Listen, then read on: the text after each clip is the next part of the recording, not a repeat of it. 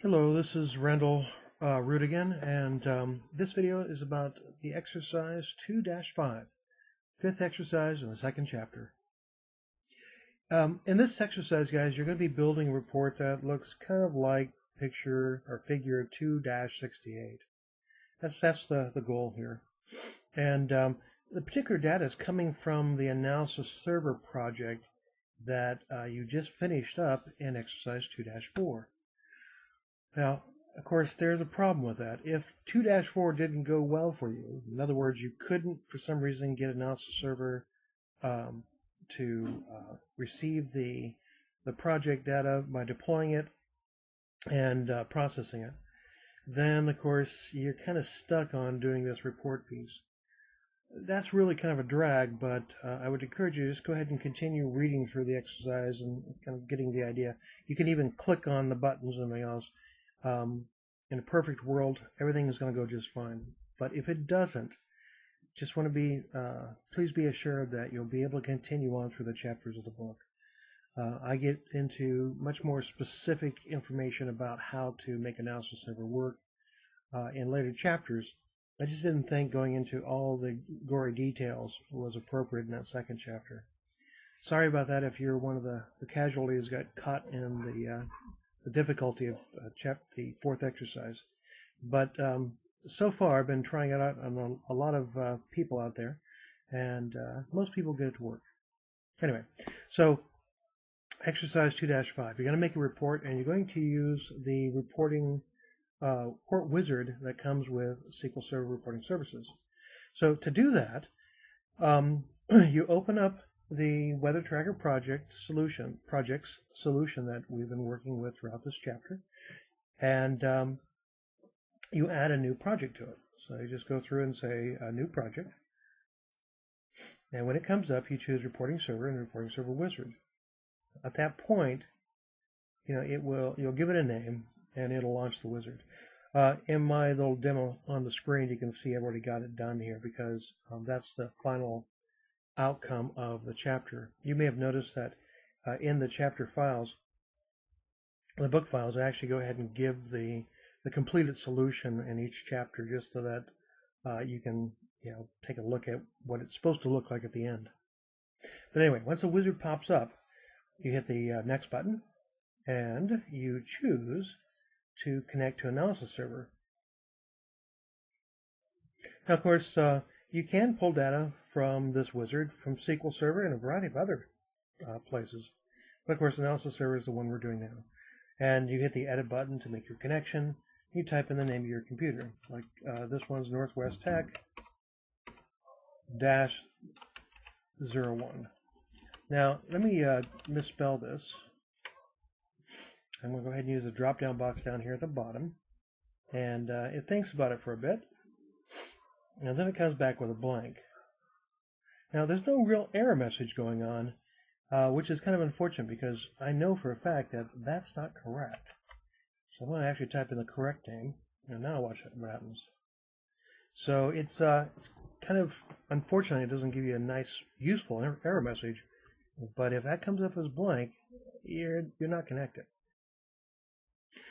You can hit the test connection button if you want at this point, but if that drop-down box worked, you're good to go. So just say OK.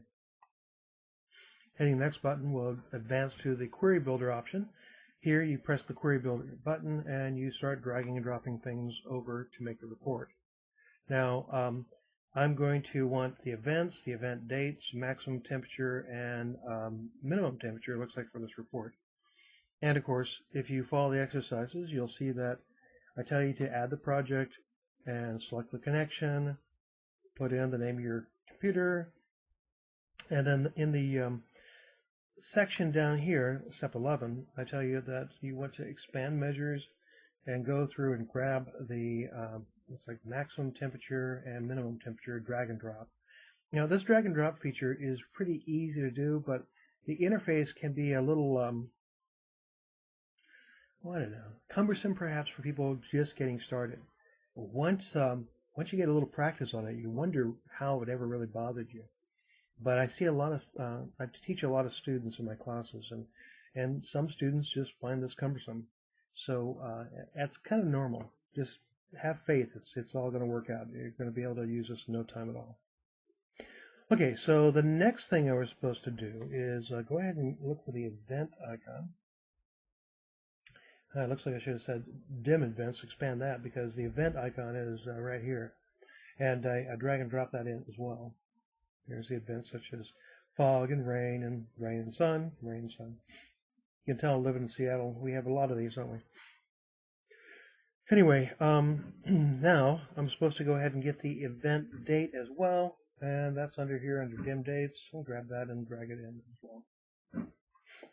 Now I have all the makings of my report. So I hit OK. You'll see that there's a bunch of ugly looking code here. We cover that in later chapters. It's a language called MDX. But what you do is just kind of hit the next button and advance it. We're choosing a tabular report. And we're going to go ahead and organize it like this. We're going to take the event field. That's the one that has like it rained or it was foggy or whatever. We're going to put that in the group section by hitting the group button. And these other columns, we're going to hit details, 1, 2, 3. They'll show up here. When you advance it to the next option, you'll see that there's a radio button here for step. It should actually be checked, so there should not be much to do. I do want to do one other thing, though. I do want to enable the drill down, so I'll check that little checkbox right there. And then pick a pretty color. You can tell it, what you're trying to deploy it to.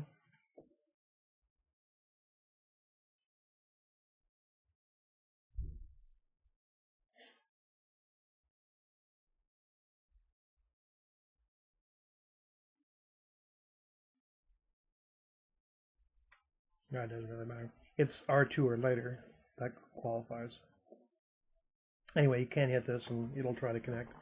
Now, setting up reporting server and getting the server set up so that you can browse it off of this address also is something we talk about in later chapters. That can be a little daunting. However, the cool thing about SSRS reports is that you can actually browse them right from Visual Studio without having to get the web server or a web server involved. It's because they have a miniature little engine that will render the reports for you right from Visual Studio. So it makes it a whole lot easier to develop. Back in the early days, you actually had to load them to see them. But let's go ahead and hit the next button, just leave everything alone, and we should give it a name. Like I suggested in the, or told you to go ahead and name it weather events RDL file. And I would just type in weather events. I don't have to put the extension on there. In this case, I really don't care, so I'm just going to hit finish. The new report shows up, and then I can hit preview to see what it's going to look like. That little miniature rendering engine is built in, plugged into Visual Studio, and in a few seconds here, it should connect to my analysis server and render a report. And it did. Now, at this point, the report's pretty ugly, but I think this exercise will kind of give you the idea of how this technology works. And this is the last exercise of the chapter. So the deal is that at this point in time, you will have seen how to create a blank project or blank solution, add solution files, or excuse me, solution folders to the blank solution, add files to the solution and organize them in the solution folders, go through and add in a SSIS project, and actually add it in an existing project, a package, too many P's. Go through and add in a existing project, which was the cube one, and use the wizard to create a report project. And so at the end, let me get rid of this one I just made. At the end, what you have is the documentation, the documentation about what the project is going to entail.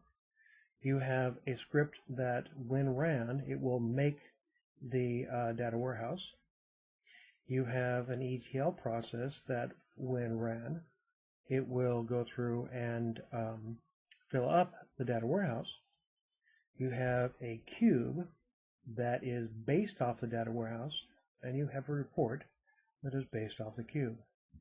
Guys, that is pretty much what makes up a BI solution. So hopefully you found these exercises kind of helpful and enlightening to get a big picture overview of how a BI solution all goes together. In the upcoming chapters, of course, we're going to break it down into much more detailed information about each and every piece. So I'll see you later on in Chapter 3.